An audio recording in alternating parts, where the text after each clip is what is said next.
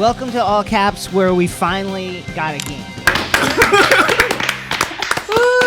It's been blowout so far in the NBA Finals, but then Game 4 was, I think, a classic. It was historic. It was even legendary, and I think for several reasons. One, because Devin Booker, a young player, had 42 points. He is the first player to ever play in a Finals game with 8 fouls. It was unbelievable stuff from him. I guess we'll get to that in a second. First, Giannis did not have the kind of scoring game that he had in the previous 2 games, but he created a play that I think will live forever. Remember that 2 weeks ago, his leg bent 15 degrees the other way, and it looked like we're done, like finito for Giannis this season. And then 2 weeks later, he's doing this. Now Booker with Tucker on him. Throws it up for 8. That's ridiculous. I mean, it really is insane. I'll just say that, like, the Jeff Van Gundy in me came out after this play. Giannis flexes to the crowd, and I'm like, stop celebrating! Go on offense and get down there! They're playing 4-on-5! Why are you flexing for the crowd? But it ended up being fine. Here's Damian Lillard. That block by Giannis might have won them the game. Holy shit. Coming in hot off the top rope. Dame Lillard with some fucking heat. Woo! That legendary play might end up being important. Let's talk about Devin Booker's 6th and 7th fouls. So here it is. Devin Booker was playing with 5 fouls. And then Jrue Holiday drove the lane, and here is Devin Booker hugging him on one side and then blocking on the other. James Capers would say after the game, I thought it was a clean sweep. What does that mean? But I missed somehow his entire arm, like hugging Jrue Holiday on the other side, and so therefore I missed it. Okay. Like a sweep is like a move where you hit somebody, right? That denotes a foul. The crew here, headed by veteran official James Capers, should really thank Chris Middleton and the Milwaukee Bucks for just staying with it. Because if the Bucks lose, or if it's a close game and Devin Booker makes some like dagger fucking 3, you will be talking about this game for the next 100 years. Like, we still talk about Game 6, Sacramento 2002. We would be talking about this for decades. We would be talking about the fact that they left the Suns star in for juice, I guess. Like, why? Like, they just missed it, obviously. I'm not saying that the game is fixed. I'm just saying they made a mistake that involved a crucial star player who was going off, who was on 5 fouls. It's suspicious. It makes your eyebrows go up. And we would be talking about it for decades and talking about how James Capers is on the take. Tim Donaghy, did he have something on the game? Check his Bitcoin wallet, like, et cetera, et cetera, et cetera. But we're not doing that because the Bucks won. The other way that you knew that it was bad was Mike Breen. Whenever he talks about the refs, it is to defend them and empathize with them and talk about what a hard job they have. Reffing it's not easy. These guys work so incredibly hard under pressure. They're incredible. They always pet puppies and they love their grandkids. And then this time, Mike Breen was, how do you not call that? Wow! It was bad. It was wild. Chris Paul choked. Okay, so here's Chris Paul. I mean, like, he gave up. That's... Chris Paul needs to play better. I don't know that you would say he necessarily choked. You know what? If they lost the series on a play like this, I would enjoy saying that he choked, even though I wouldn't believe it. I would do it for the clout, but I wouldn't, in my heart of hearts, I would not believe that he choked. Okay, let's move on. Monty's perspective. That's how you gotta look at it. You can't have your heads down right now. You gotta stay together. That's the deal. What happened tonight is correct. No one has ever felt something the way Dario Saric is feeling this fucking speech. Dario Saric is getting his fucking mind blown right now. Fourth quarter. You gotta keep your spirit high. That's the deal. Ever since I've been here, we talked about everything you want is on the other side of hard. This is hard. Dario Saric, I don't know if he took Molly, if he took hard drugs or something or what, or if he is just tuned in, but he felt that. When he starts going... That was on some other shit. Monty's having a great series. Finally, this is an all caps NBA official apology. I would like to sincerely and from the bottom of my heart apologize to Bobby Portis. Earlier in this series, I suggested that you imagining people slapping your mom was not effectively inspiring you enough, and I think I was wrong. You've been playing really, really well. You've been a force down low, and all I can say is when you're imagining people slapping your mom, it really is working, and I was wrong, and I'm sorry, Bobby.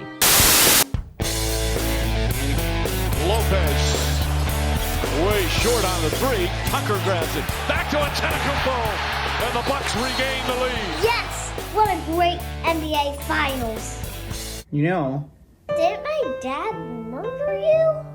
sometimes things aren't what they appear. Take this NBA Finals. What's wrong with the finals? This Finals might seem like a showcase for young players just breaking through to the national stage, like Devin Booker and DeAndre Ayton, or underrated stars making a name for themselves, like Chris Middleton, or a showcase for all-time greats like Chris Paul. It isn't. Nope. See, I'm just a dead guy that likes quality basketball. And this NBA Finals sucks big old donkey dick. Oh, like Shrek. That's right, just like Shrek. See, due to COVID, this season has been challenging, mainly in the way that a lot of people's favorite players aren't involved. That's not quality basketball? Nope, sports are supposed to be separate from reality. When World War II happened, we still played baseball. No asterisks there. Wanna try zombie dust?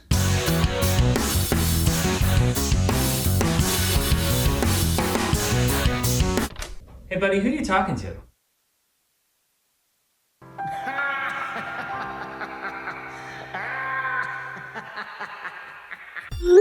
And now, Jason Gallagher with some spice on Mike Breen. Mike Breen is giving away bangs like they're participation trophies, and it is what is wrong with the United States of America. Whoa! Connaughton for three. Bang!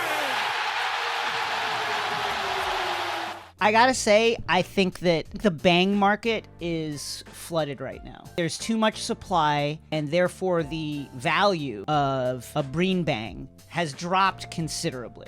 Hold the line then. Hold the line because it's coming back. Good basketball is coming. It's coming, and just wait. Just preserve your own legacy and preserve your own.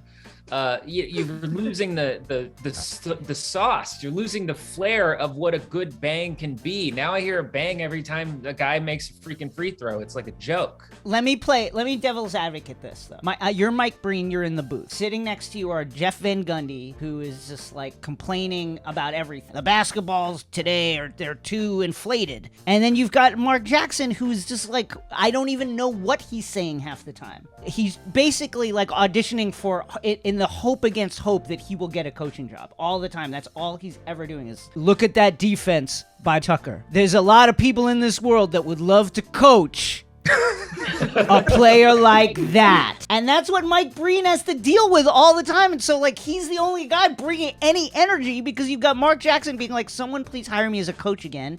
And then you've got fucking Jeff Van Gundy, who's like his entire personality is I'm sitting in a puddle of piss. Maybe you're right, but at least Mark Jackson has enough pride in himself to not drop a mama, there goes that man every 5 seconds. That's true. He does not do that. Anyway, I love this take. Great take, Jason. I understand, Mike Breen, that it's hard. You've got like fucking Statler and Waldorf next to you, but just figure out another way to generate the energy. Let's go to the scroll. Giannis, of course, his free throw routine has been a point of discussion for the entire playoffs and indeed for as long as he's been in the league. He has a very regimented routine, which involves pretending to bounce it, pretending to shoot it, pretending to bounce it again, pretending to shoot it again, taking a deep breath, filling his entire lung capacity, then exhaling, letting all the bad vibes exhale, with his breath, and then asking for the ball. And this is what happens when you disrupt that routine. Even the Suns fans, though, in the first half, were trying to count. Trying to give it up, and he looks Scott Foster always just fucking with people. He sees people like taking pictures on the sidewalk and he walks in between. He's that type of guy. You're like in an empty movie theater, he will come and sit next to you because he's that kind of fucking asshole. I'm sick of this guy. Also, something about Giannis's face, I don't know, there's something funny about it. It's that like, this bitch again face. You know what I mean? Like, you know that I do this and you waited until I was in my inhale part of my routine and then you throw it to me. You fucker. This is too much, Scott Foster. Stop it. I hate it. Let's go to your spelling bee winner, Zalia Avant-Garde, who we've learned that her ability to spell, being in the spelling bee, that's really just like the side gig. Her main gig is just ruining people's dreams on the basketball court. Let's watch this. Spin move. Ridiculous. Spin. What was that? Here is, let's on the break. Left, right dribble. Step through. With the high step through. Unreal. Behind the back. Left hand layup on the other side of the rim. Incredible. Let's bring in our intern, Jeff, who is the only actual active baller on the crew, to break down Ms. Avant-Garde's game. I'll just say, like, this is 6th grade basketball. What the fuck? Never seen 6th graders hoop like this in my life. Yeah, I mean, did 6th grade basketball look like this when you were in 6th grade? In 6th grade, the goal was to hit the net, to grab the net, you know, to be able to maybe make a shot when it comes your way. My favorite comment on this video is, it just says, sad that no celebs or athletes will talk about her just winning the spelling bee, though. That comment is proof that people didn't get bullied enough. I love it. The talent coming off this young woman is really insane. It's actually unfair. I don't like when this happens. This is like when John Hamm blew up off Mad Men, and then he started being on like comedy podcasts and like improv podcasts and like doing improv with like Paul F. Tompkins and stuff, and then he was good at it. I was like, fuck you. Like, pick a thing and just do, and if you're good at the thing, do the thing. And then if you're good at other stuff, let other people eat. Anyway, I love it. Now I hate it. Pick one thing. Stop being good at everything. Bobby Portis is 26. Bobby Portis here wearing a really, I love this like Western style kind of like, I just came home from a spa trip to Santa Fe and all my turquoise jewelry is back in the locker room. I'll put that on later. Here is Bobby Portis talking about getting old, aging, a thing that happens to everyone. 30 years from now, when you think about this, I know you have more to do. 30 years. Well, but you're going to remember some really key things. Now I'll be 56. Right. What I ain't will trying to think about 56. I ain't gonna lie. I know. It's not that bad. Yeah. I'm just saying, hey, I'm 26. Damn. Trying to put 30 on me already? I mean, that's 30 years of imagining people slapping his mom. That's hard. Like, you gotta take it moment by moment. I mean, the planet will be gone anyway. Who wants to think about that? Let's all live in the moment because nobody cares about climate change. We're all fucked. Bobby Portis is 26. I like it. I like it for the jacket. The jacket is awesome. It's summer in the Balkans, and Boban Marjanović is blowing out his fucking back carrying bags of unknown material. Look at this. The form is terrible. He's got to lift with his legs, but he can't. Like, why don't you just lift the stuff that's closest to you? I'm just worried about him. 2, we've got like a 6-year-old guy carrying these 80-pound bags like up a flight of steps. And then we've got fucking Johnny on the spot, just, I guess, the foreman of the group, making sure that no one runs up on the building site. Let me just say also, we're in a climate crisis. We're experiencing some of the hottest temperatures ever recorded. The Western United States is in flames. And if we really want to get a hold on this, we're all going to have to live like this. This is what it's going to have to be. Fuck Amazon Prime, all the infrastructure that we have, we're going to have to tail it back. And we're just going to have to, like, instead of having packages delivered in a day, it's going to have to be like a couple old guys, like, carry it 10 feet. And then they give it to another old guy who carries it another 10 feet or as long as he can. And then they give it to another old guy. And then eventually it gets to you maybe in 3 weeks, 4 weeks, or a month. And I'm willing to make that sacrifice. I don't need a colander tomorrow. What a big guy. Look at the size of his ear. Do you think he tried a work belt and he's just too big for it? 100% they don't have work belts for Boban Marjanović. You would have to take like a harness like off of a Clydesdale and then customize it so it could go around him. Like it would have to be like some oxen yoke or something because they don't make shit for him. He can't walk into a store. His life is horrific. And then he goes back to his country and they're just like, work like horse. And they just put him to work like a beast in the field. He can't even just enjoy his money. He's gotta just like carry grain. I hate this clip because it's a crime in progress. You can't do this. But I do like it because it's environmentally sound. So the Olympics are getting ready to happen. There's a bunch of scrimmages going on. Team USA is shitting the bed. They have lost to Nigeria. They have lost to Australia. And they look haphazard. An extension of the Blazers where it's basically just like, Dame Lillard, please do something and save us. Let me just say this about everybody who's panicking about USA basketball.